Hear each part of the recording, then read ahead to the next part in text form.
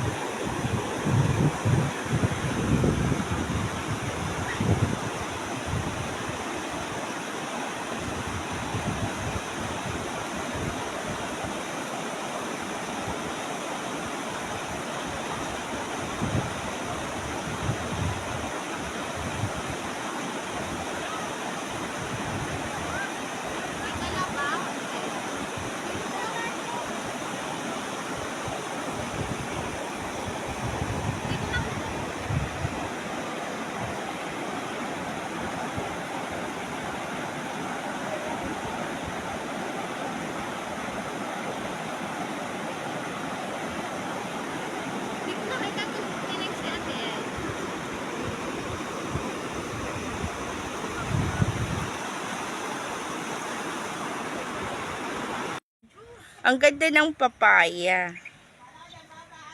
Pwede ang pag-atsara. Ngayon pa lang ako nakakita ng ganyan. Man. Opo. Di ang pag-uli mo sa kunyan, Manila, magbakal kakaan. Ah, Yaw. op. 40 man. Oh, yan po. Pag-uli mo sa Manila, bumakal kakaan. Ay, Yaw. opo. Tapos, ano pong pangalan nito? Ito po, oh, yung parang ahas. Ampalaya. Ah, ampalaya. Yan po. Ampalaya. Hmm, Ampalaya. ampalaya. Ayun.